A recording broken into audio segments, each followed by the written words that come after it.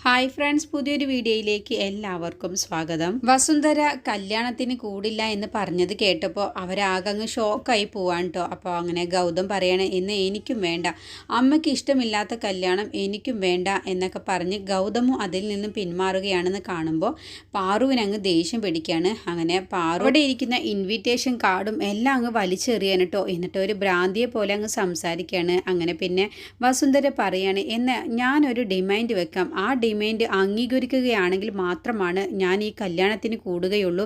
അല്ലെങ്കിൽ എന്നെ മാത്രം നിങ്ങൾ കല്യാണത്തിന് പ്രതീക്ഷിക്കേണ്ട, നിങ്ങൾ ആരെ വേണമെങ്കിലും ക്ഷണിച്ചോളൂ, എനിക്കൊരു കുഴപ്പവുമില്ല എന്നൊക്കെ പറയുമ്പോൾ പാറു പറയണി, എന്താണ് വസുന്ധരയ്ക്ക് വേണ്ട ഡിമാൻഡ് എന്ന് ചോദിക്കാനായിട്ട്. അങ്ങനെ വസുന്ധര പറയണേ, ഞാൻ കല്യാണത്തിന് കൂടണം എന്നുണ്ടെങ്കിൽ ആ നിധി കല്യാണത്തിന് വരാൻ പാടില്ല. നിധി കല്യാണം കഴിഞ്ഞ ശേഷം പിന്നെ ഈ വീട്ടിലേക്കും വരാൻ പാടില്ല. ആ ഒരു ഡിമാൻഡിനാണെങ്കിൽ മാത്രം ഞാൻ ഈ കല്യാണത്തിന് കൂടും. അതല്ല, നിധി എങ്ങാനും മണ്ഡപത്തിലേക്ക് അവൾ വന്നിട്ടുണ്ടെങ്കിൽ, കല്യാണം കൂടാൻ അവൾ വന്നിട്ടുണ്ടെങ്കിൽ ഞാൻ അവിടെ നിന്നും ഇറങ്ങി. ഇത് ഞാൻ വെറുതെ പറയുന്ന വാക്കല്ല എന്നൊക്കെ അങ്ങ് പറയട്ടോ. അപ്പോൾ പാറു പറയണ, അതിന് ഞങ്ങൾ സമ്മതിച്ചു, നിധിയെ കല്യാണത്തിന് കൂട്ടില്ല. നിധി പിന്നെ കല്യാണം കഴിഞ്ഞ ശേഷം ഈ വീട്ടിലേക്കും വരികയുമില്ല. എന്നാലും വസുന്ധര ഈ കല്യാണത്തിനൊന്ന് സമ്മതിച്ചല്ലോ, അത് തന്നെ നല്ല കാര്യം എന്നൊക്കെ പറഞ്ഞ് അവർ ആ ഒരു ഡിമാൻഡിന് അങ്ങ് സമ്മതം കൊടുക്കാൻ കേട്ടോ. ഇതൊക്കെ കേൾക്കുമ്പോൾ ഗൗതമിന് വിഷമമൊക്കെ വരുന്നുണ്ട്. നിധിയെ ഒരു നല്ല ഫ്രണ്ടായിട്ട് തന്നെയാണ് ഗൗതം കാണുന്നത്. അങ്ങനെ വസുന്ധര പോകുമ്പോൾ പിന്നെയും പറയാണ്, ഇപ്പോൾ നിങ്ങൾ ആര് പറയുന്നതും എനിക്ക് ഒരു വിശ്വാസവുമില്ല. അതുകൊണ്ട് നിധിയോട് നേരിൽ പോയി ഗൗതം തന്നെ ഇക്കാര്യം പറയണം. എന്നിട്ട് ഗൗതം പോയി പറയണം നിധിയോട് ഈ കല്യാണത്തിന് വരരുതെന്നുള്ള കാര്യം. ഗൗതമിനെ എനിക്ക് വിശ്വാസമാണ് എന്നൊക്കെ പറഞ്ഞ് വസുന്ധര പിന്നെ അവിടെ നിന്ന് അങ്ങ് പോവാണ്. അപ്പോൾ ഇതൊക്കെ കാണുമ്പോൾ ഗൗതമിനങ്ങ് സങ്കടം വരുന്നുണ്ട്. പക്ഷേ അമ്മയെ എതിർക്കാനുള്ള ആ ഒരു മനസ്സ് ഗൗതമിന്. പിന്നീട് നിഖിൽ ഹോസ്റ്റലിൽ നിന്നും അമ്മയുടെയും ചേച്ചിയുടെയും കൂടെ താമസിക്കാൻ വേണ്ടി കുറച്ച് ദിവസം താമസിക്കാൻ വേണ്ടി വന്നിരിക്കുക കേട്ടോ. അങ്ങനെ നിഖിൽ വന്ന സന്തോഷത്തിന് ചന്ദ്രി ഒരുപാട് ഭക്ഷണമൊക്കെ ഉണ്ടാക്കി കൊടുക്കുകയാണ്. അപ്പോൾ അത് കണ്ടുകൊണ്ട് നിൽക്കുന്ന നിഖിൽ പറയും, എന്തിനാ അമ്മയ്ക്ക് വയ്യാത്തതല്ലേ, അമ്മയോട് റെസ്റ്റ് എടുക്കാൻ പറഞ്ഞതല്ലേ ചേച്ചി, പിന്നെ എന്തിനാണ് അമ്മ ഇതൊക്കെ കഷ്ടപ്പെട്ട് ചെയ്യുന്നത് എന്ന് പറയട്ടോ.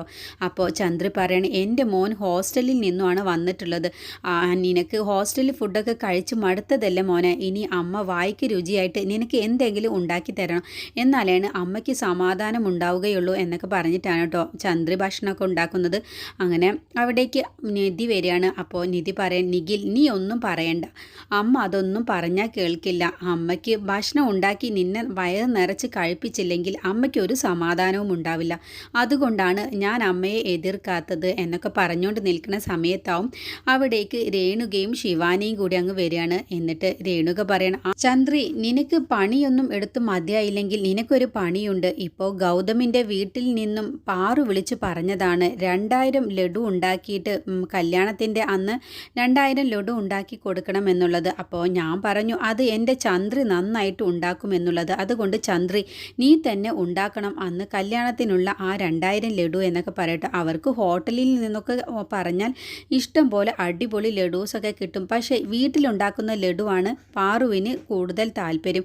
അതുകൊണ്ട് ഗൗതമിൻ്റെ വീട്ടിൽ നിന്നും അങ്ങനെ ഒന്ന് പറഞ്ഞതല്ലേ, അതുകൊണ്ട് ചന്ദ്രി നീ എന്തായാലും 2000 ലഡു ഉണ്ടാക്കണം എന്നങ്ങ് പറയട്ടോ. അത് കേൾക്കുന്ന നിധിക്കും നിഖിലിനും അങ്ങ് ദേഷ്യം വരികയാണ്. അപ്പം നിഖിൽ പറയും, എൻ്റെ അമ്മയ്ക്ക് ലഡു ഉണ്ടാക്കാനൊക്കെ നന്നായിട്ട് അറിയാം, പക്ഷേ നിങ്ങളെപ്പോലെ മധുരമായി സംസാരിച്ച് പറ്റിക്കാനൊന്നും എൻ്റെ അമ്മയ്ക്ക് അറിയില്ല. അതുകൊണ്ട് തന്നെ എൻ്റെ അമ്മ ഈ ലഡു ഉണ്ടാക്കില്ല. എൻ്റെ അമ്മയ്ക്കൊന്നും സുഖമില്ലാത്തതാണ്, അതുകൊണ്ട് അമ്മ ലഡു ഉണ്ടാക്കില്ല എന്നങ്ങ് നിഖിൽ പറയട്ടോ. അത് കേട്ടോണ്ട് നിൽക്കുന്ന രേണുകക്കും ശിവാനിക്കും അങ്ങ് ദേഷ്യം വേണ്ട. ശിവാനി പറയണേ, നീ വന്ന് കയറിയതല്ലേ ഉള്ളൂ, അപ്പോഴത്തേക്കും നീ ഇങ്ങനെയൊക്കെ സംസാരിക്കാൻ തുടങ്ങിയോ? എൻ്റെ അമ്മയോട് ഇങ്ങനെ മോശമായി സംസാരിക്കാൻ എങ്ങനെ നിനക്ക് ഇത്ര ധൈര്യം വന്നോ? നീ ഒന്നോർത്തോ, ഞങ്ങൾ പണക്കാരും നിങ്ങൾ പാവങ്ങളുമാണ്, അതുകൊണ്ട് സൂക്ഷിച്ചു സംസാരിച്ചോളണം.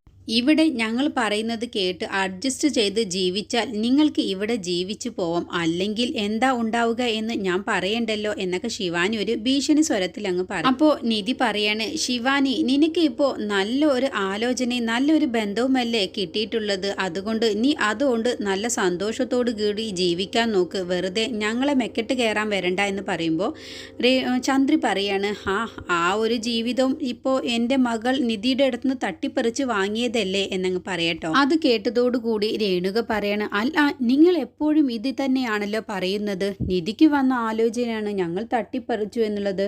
അങ്ങനെയല്ല, പണക്കാർക്ക് അർഹിക്കുന്നത് ലഭിക്കും, അത് എൻ്റെ മോൾക്കാണ് വിധിച്ചിട്ടുള്ളത്. അതിന് അസൂയപ്പെട്ടിട്ടൊന്നും ഒരു കാര്യവുമില്ല. ദൈവം ഗൗതമിനെ എൻ്റെ മോൾ ശിവാനിക്കാണ് വിധിച്ചിട്ടുള്ളത്. അതുകൊണ്ട് ഞാൻ പറയുന്നത് മര്യാദയ്ക്ക് നിങ്ങൾ കേട്ടോളണം.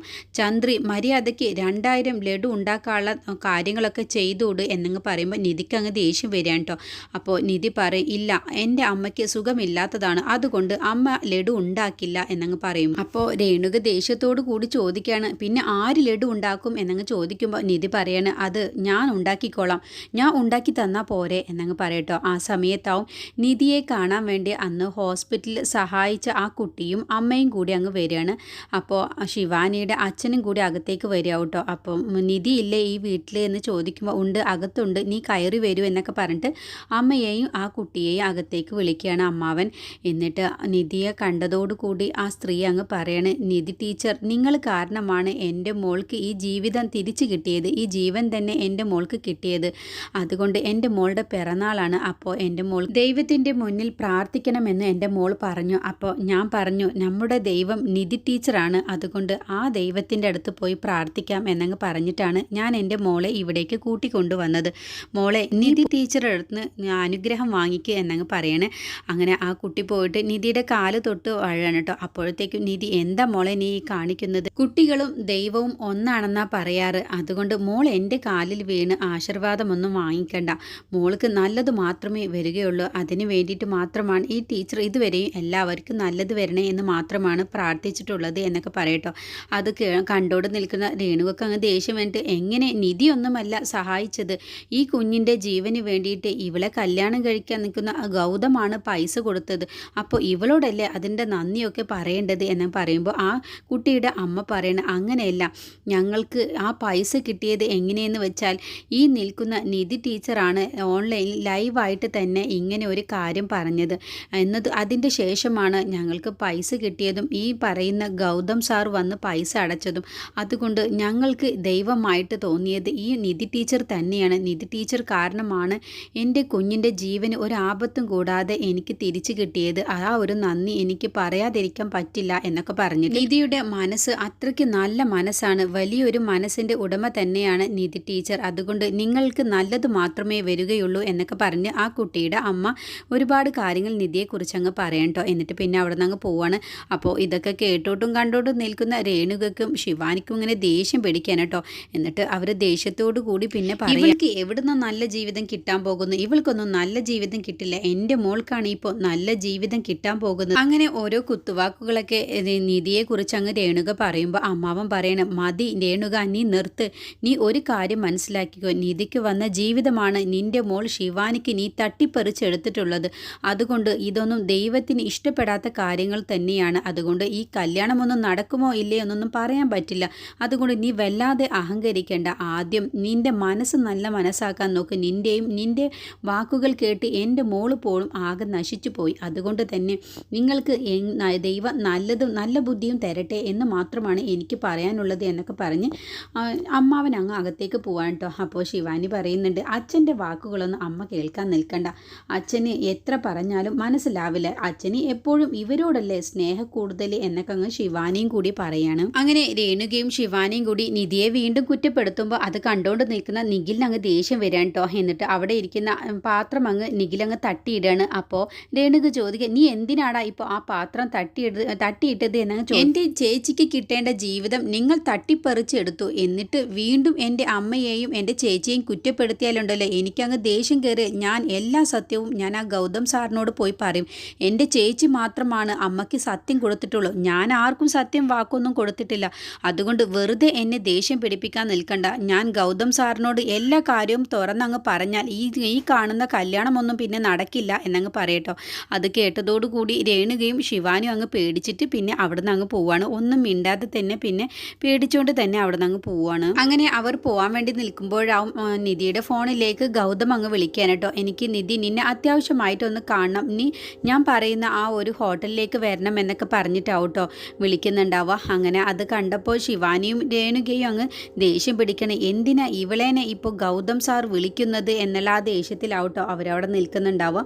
അപ്പോഴത്തേക്കും നിധി നേരെ ഗൗതമിൻ്റെ അടുത്തേക്ക് ചെല്ലാണ്. എന്നിട്ട് ഗൗതം അങ്ങ് ശിവാനിയോട് കാര്യങ്ങളൊക്കെ സംസാരിക്കാനായിട്ട്. അപ്പോൾ നിധി പറയുന്നുണ്ട്, എന്തിനാണ് സാർ എന്നെ വിളിപ്പിച്ചത്, എനിക്ക് ഒരുപാട് പണികളുണ്ട്, എൻ്റെ കുടുംബം ഒരു കരക്കടുപ്പിക്കാൻ എനിക്ക് രാപ്പകലില്ലാതെ അധ്വാനിക്കണം, അതുകൊണ്ട് സാർ എന്തിനാ എന്നെ വിളിച്ചത് എന്നങ്ങ് ചോദിക്കട്ടോ. അപ്പോൾ ഗൗതം പറയും, കുറച്ച് റെസ്റ്റ് എടുക്കടോ, നീ ഇങ്ങനെ കിടന്ന് പെടഞ്ഞു ഓടിയാലോ, ഞാൻ പെടഞ്ഞു ഓടിയാൽ മാത്രമാണ് ഞങ്ങളുടെ കുടുംബജീവിതം മുന്നോട്ട് പോവുകയുള്ളൂ, അതുകൊണ്ടാണ് സാറേ എന്നങ്ങനെ പറയട്ടെ ഗൗതമിനോട്. അങ്ങനെ ഗൗതമിന് വിഷമത്തോടു കൂടി തന്നെയാണ് ഗൗതം മനസ്സില്ലാ മനസ്സോടെ അങ്ങ് നിധിയോട് പറയാണ്, നിധി എനിക്ക് നിന്നോടൊരു കാര്യം പറയാനുള്ളത്, നല്ല വിഷമത്തോടു കൂടി തന്നെയാണ് ഞാൻ ഈ കാര്യം നിന്നോട് പറയുന്നത്, പക്ഷേ നീ എന്നിൽ നിന്നും എന്തോ മറയ്ക്കുന്നുണ്ട്, അതെന്താണെന്ന് നീ ഇതുവരെ എന്നോട് പറഞ്ഞിട്ടില്ല.